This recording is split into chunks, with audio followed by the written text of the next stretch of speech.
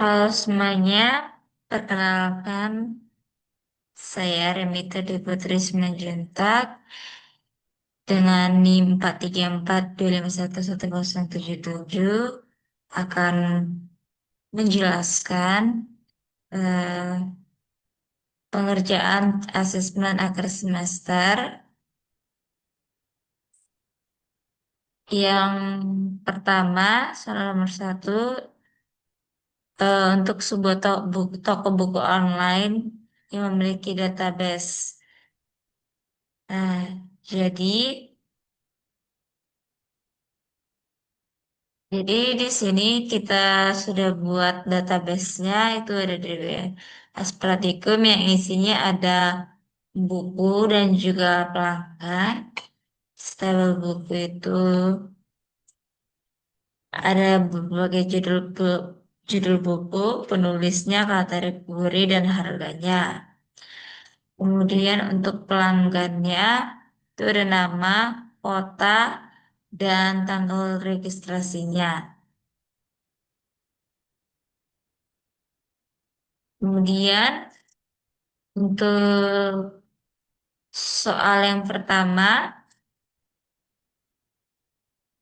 eh, kita diminta untuk menampilkan daftar nama pelanggan beserta total uang yang telah mereka belanjakan.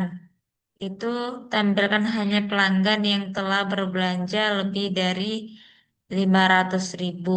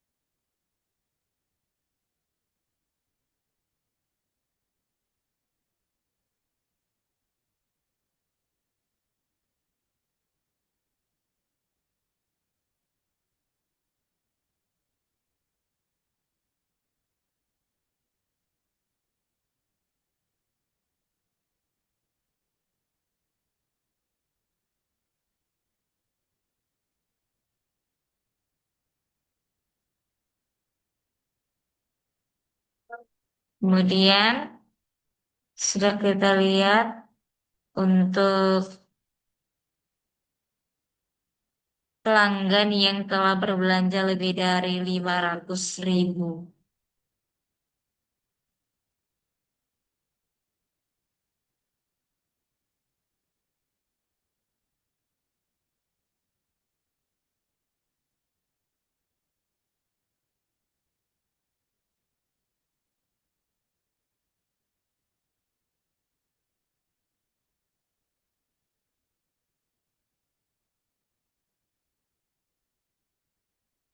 Selanjutnya itu soal nomor B, tampilkan 5 buku dengan kategori fiksi yang paling banyak terjual selama tahun 2020.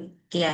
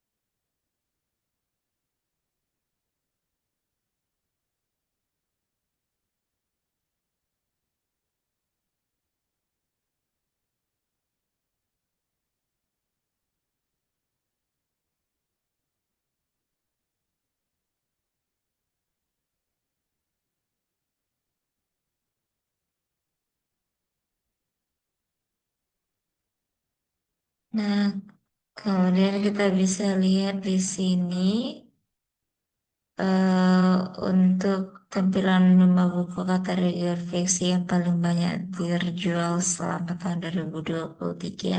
Itu ada Bumi, Hujan, Laskar Pelangi, Laut Bercerita. Kemudian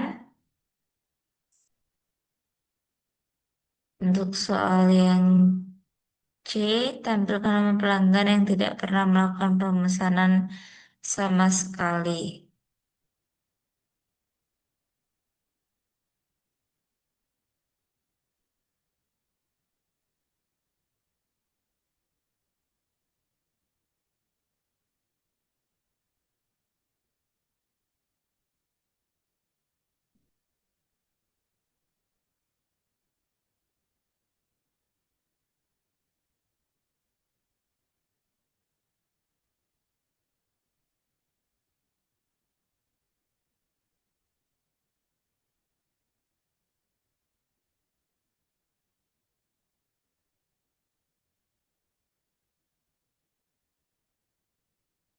Ini adalah nama pelanggan yang tidak pernah melakukan pemesanan sama sekali. Oke, selanjutnya kita akan masuk ke soal nomor 2. Baik, sekarang kita masuk ke soal nomor 2. Di sini sebuah perusahaan memiliki database kepegawaian untuk mengelola data karyawan dan departemennya. Jadi kita membuat database-nya. Sini sudah ada database-nya, ada departemen, ada karyawan, dan proyek dan tugasnya. Kemudian untuk soal pertanyaannya 2A yaitu tampilkan nama departemen dan jumlah karyawan di setiap departemennya.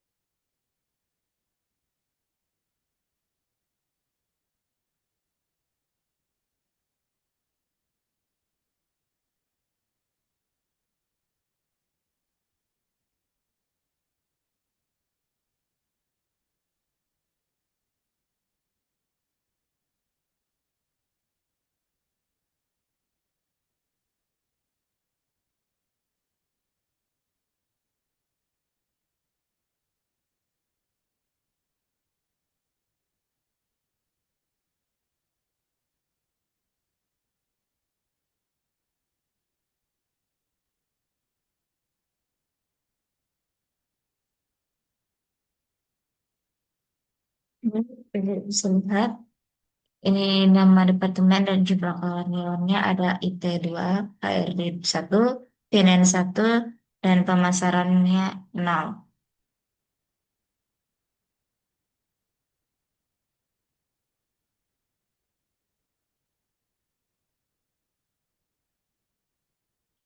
Kemudian kita masuk yang ke B. Kita diminta untuk menemukan nama lengkap karyawan yang memiliki gaji di atas rata-rata gaji seluruh karyawan di perusahaan.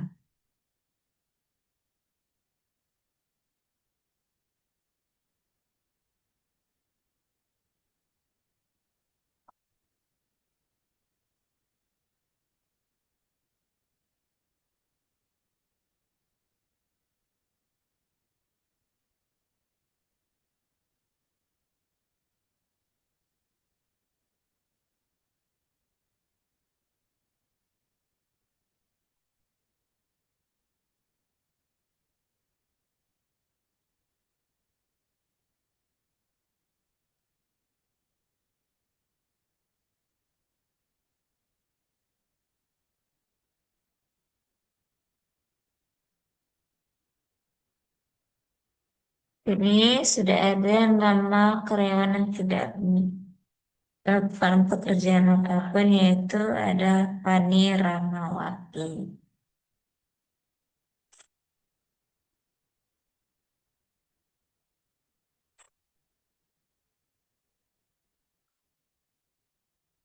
Kemudian dari nomor 2 kita masuk ke nomor 3. Oke, sekarang kita masuk ke nomor 3. Nomor 3 ini sistem informasi akademik sebuah universitas perlu mengotomatisasi beberapa tugas rutin terkait status mahasiswa dan perhitungan nilainya. Jadi kita diminta untuk membuat database ya.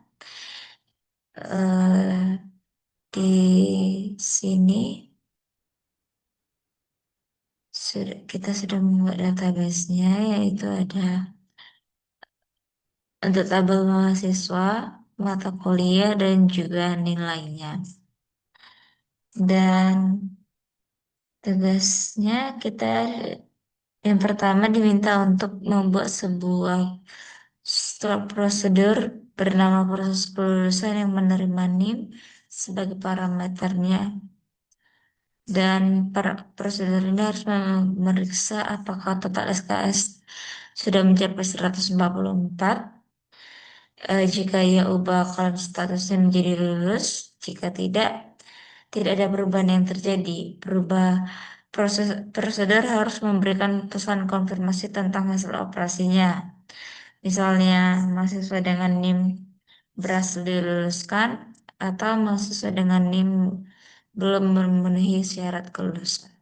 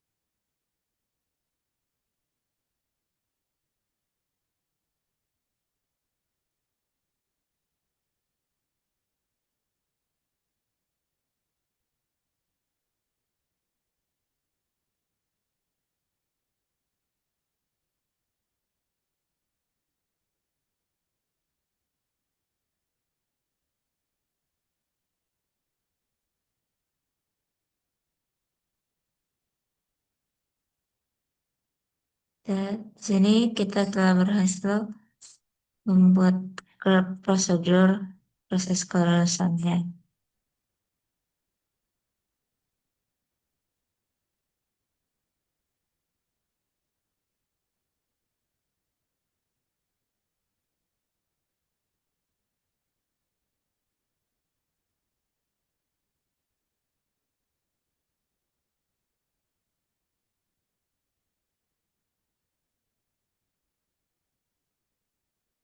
Kemudian yang D,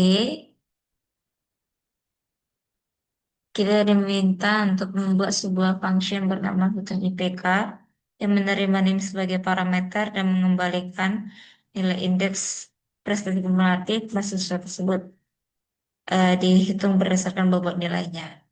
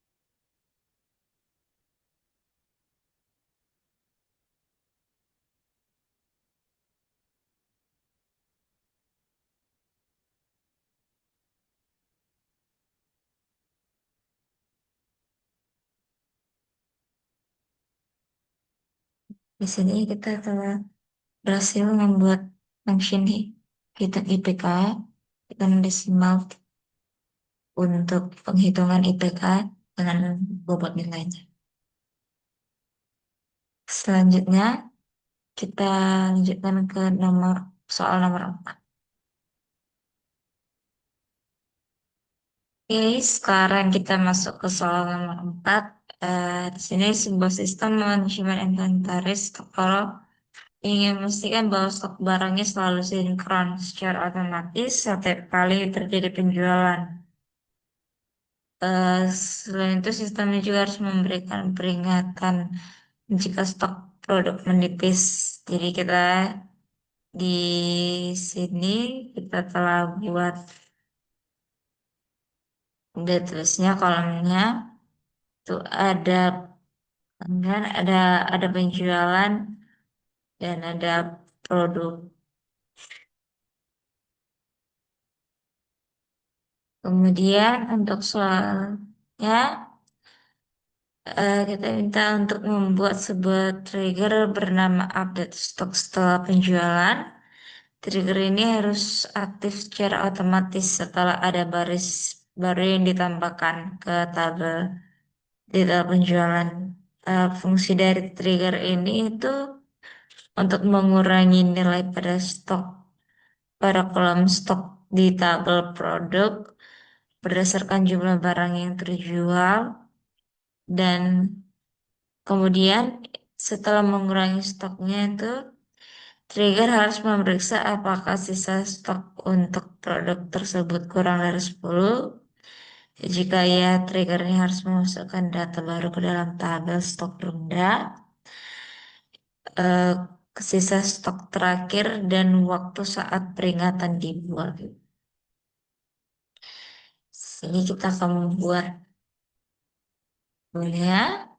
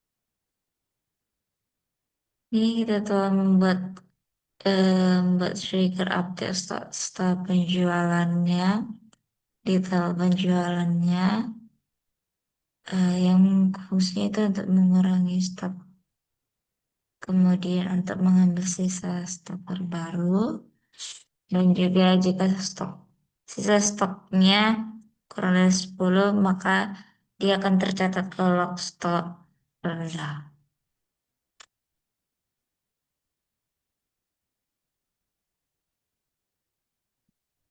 Di sini nanti dia akan tercatat ya.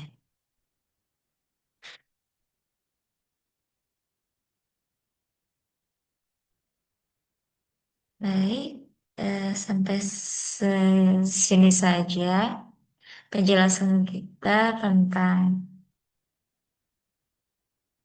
eh, tugas AAS Praktikum. Mohon maaf jika ada salah kata. Sekian dari saya, terima kasih.